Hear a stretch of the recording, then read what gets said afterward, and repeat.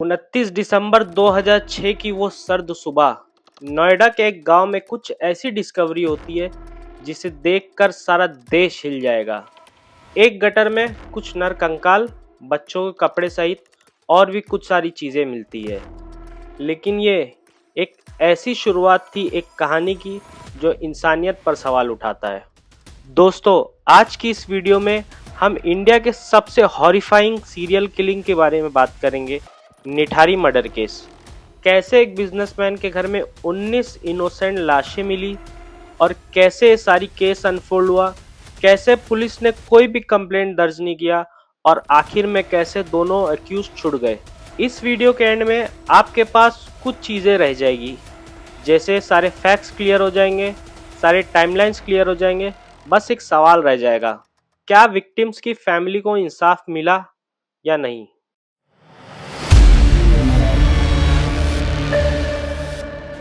2005 से लेकर 2006 के बीच में निठारी गांव में एक अजीब तरीके का पैटर्न देखना शुरू हो गया। पहले एक फरवरी में 2005 में रिंपा हलदार नाम की लड़की और धीरे धीरे और भी लोग मिसिंग होना शुरू हो गए। फैमिलीज जो थी वो काफी डेस्परेट होके पुलिस के पास कंप्लेंट करने गई, लेकिन पुलिस का जवाब तो सुनो क्या था। वो जवान थे, भाग गए, वो कहीं शहर में चले गए पैसा कमाने के लिए। एक के बाद एक कंप्लेंट को अनदेखा किया गया। मई 2006 में एक 20 साल की लड़की पायल अपने पिता नंदलाल को ये कहकर घर से जाती है कि वो पासी के D5 बंगलों में जा रही है, मोनिंदर सिंह पंढेर के पास मिलने जा रही है। उसके बाद वो मिसिंग हो जाती है और उसका कुछ पता नहीं लगता। उनकी बेटी मिस होने के बाद नंदलाल पागलों की तरह उसे ढूंढने लगा। वो पुलिस के पास काफी गया कंप्लेंट करने भी, लेकिन उसकी वहां पे भी कोई सुनवाई नहीं हुई। थक हार कर आखिरकार वो एसएसपी के पास अपनी कंप्लेंट लिखने गया, तब जाके कहीं उसकी सुनवाई हुई। फोन ट्रैकिंग में ये पता चलता है कि पायल की आखिरी बात सुरिंदर कोहली से हुई थी। वो वही इंसान था, पंढेर का एक डोमेस्टिक हेल्प था। आपको मैं कैरेक्टर के बारे में समझा दूं, यहाँ पे दो कैरेक्टर थे, एक मोनिंदर सिंह पंढेर और एक सुरिंदर कोहली जो उसका डोमेस्टिक हेल्प था। शक के बिना पे कोहली को अरेस्ट किया गया, लेकिन पंढेर ने उसकी तुरंत बेल करवा। अक्टूबर 2006 में कोर्ट के आदेश पे पुलिस ने सीरियस इन्वेस्टिगेशन शुरू की। ये इन्वेस्टिगेशन के दौरान जो कुछ फाइंडिंग मिली वो आप सुनकर एकदम शॉक हो जाओगे। पंढेर के D5 बंगलों के ड्रेनेज के पास एक गटर था, जहां पे उन्हें प्लास्टिक बैग्स में ह्यूमन मीट, उनके स्कल्स और ह्यूमन बोन्स और काफी कपड़े बच्चों के भी मिले वहां। ये न्यूज जैसे ही ब्रोकआउट होती है, पूरी मीडिया पागल हो जाती, पूरा फ्लैश होने लगता है ब्रेकिंग न्यूज के तौर पे कि ऐसा कुछ हो गया। 29 दिसंबर 2006 के दिन मनिंदर सिंह पंढेर और सुरिंदर कोहली, जो उत्तराखंड का रहने वाला था और यहाँ दिल्ली में काम करके पैसे कमाने आया हुआ था, दोनों को पुलिस अरेस्ट कर लेती। इनिशियल इन्वेस्टिगेशन में कुछ शॉकिंग डिटेल्स भी मिलते हैं, जहां पे सुरिंदर कोहली ने खुद कन्फेस किया कि वो किस तरीके से विक्टिम्स को अपने घर ले जाता, उनके साथ सेक्सुअल असॉल्ट करता, बाद में उनको मर्डर करके उसके बॉडी के पीसीस कर देता और वही बॉडी के पीसीस वो खा जाता था। कोहली ने जो कन्फेशन दी थी अपनी स्टेटमेंट में, वो अगर आप रियल में सुन लोगे तो आप इतने शॉक हो जाओगे। वो कितना ही कैजुअली बताता था वो किस तरीके से विक्टिम्स के साथ सेक्सुअल असॉल्ट करता, फिर उनके बॉडी पार्ट्स को कट करके उनको पका के खा जाता। उसका एक स्टेटमेंट था कि I just cut her piece of chest and ate it. Victims mainly children थे, 11 लड़कियां और कुछ यंग वुमेन भी थे उसमें। पोस्टमार्टम के दौरान ये पता चलता है कि बॉडी को इतनी प्रिसाइसली काटा गया हो जैसे कि कोई कसाई ने काटा है। और शॉकिंगली सुरिंदर कोहली बचपन में अपने मामा के यहाँ पे कसाई की दुकान थी, वहां पे वो काम कर। मीडिया और पब्लिक का प्रेशर बनते बनते सीबीआई ने इस केस को टेक ओवर कर लिया जनवरी 2007 में। क्या होता है ना कि कुछ पैटर्न्स होते हैं जो सीरियल किलर्स होते हैं, वही सेम पैटर्न कुछ नजर आया सीबीआई को।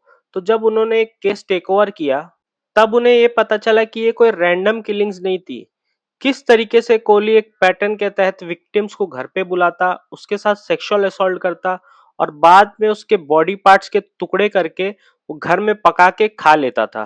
और जो उसकी हड्डियां बचती थी वो एक प्लास्टिक बैग में रैप करके अपने पास वाले ड्रेनेज में फेंक देता था। इन सारे केसेस पे पंढेर का जो रोल था वो काफी कंट्रोवर्शियल था। अब सुरिंदर कोहली का बोलना यह था कि उसने जो भी क्राइम्स किया था वो अकेले किया था, मगर पुलिस के लिए मानना काफी शॉकिंग था कि एक घर का ओनर, उसके घर में इतनी किलिंग्स हो रही है, इतने सेक्सुअल असॉल्ट हो रहे हैं और उसको कुछ भी खबर नहीं है। फरवरी 2009 में पहला वर्डिक्ट आता है। स्पेशल सीबीआई कोर्ट ने वर्डिक्ट में दोनों को गिल्टी करार दिया और सुरिंदर कोहली को 13 केसेस में और पंडेर को 2 केसेस में गिल्टी मान के उन्हें सजा दी। सजा के तौर पे उन्हें डेथ सेंटेंस मिलती। ये केस को लेके तकरीबन 2000 से ज्यादा हियरिंग हुई और हर हियरिंग के स्टेटमेंट को रिकॉर्ड करके इन दोनों को डेथ सेंटेंस दी गई स्पेशल सीबीआई कोर्ट के तहत। लोगों को लग रहा था कि फाइनली जस्टिस मिल गया, लेकिन ये कहानी यहाँ से मजे लेना शुरू करती है। तकरीबन 2000 प्लस हियरिंग्स होने के बावजूद जो भी इन पे स्टेटमेंट या आरोप लगे हुए थे, लगता था कि फाइनली जस्टिस सर्व हो गया है। लेकिन ये बात इतनी आसान नहीं थी। Multiple reviews, multiple mercy petitions और मल्टीपल अपील्स डालने की वजह से ये सारे मजे लेने शुरू कर दिए। अक्टूबर 2023 में इलाहाबाद हाई कोर्ट इतना शॉकिंग डिसीजन देता है, जहां वो बोलता है कि कोहली को 12 केसेस में और पंडेर को कंप्लीटली फ्री किया गया।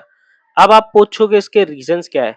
Botched up investigations, lack of evidence और टाइमलाइन मैच नहीं होना। हाई कोर्ट ने ये भी पॉइंट किया कि जो प्रोसिक्यूशन है उसका मेन पॉइंट ही ये था कोहली का कन्फेशन, जो कि एडमिसिबल नहीं है पुलिस के हिरासत में अपना स्टेटमेंट देते हुए।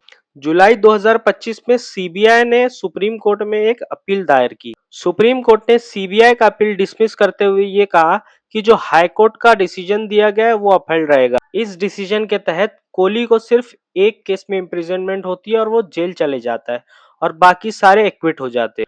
दोस्तों, निठारी केस में काफी लेयर्स थे स्टोरी के। इस लेयर्स बाय लेयर अगर हम लोग जाते हैं तो हमको अपने सिस्टम की जो गहराई है वो समझ में आती है। किस तरीके से हमारे सिस्टम की जो फेलियर्स थी वो कंप्लीटली एक्सपोज की गई।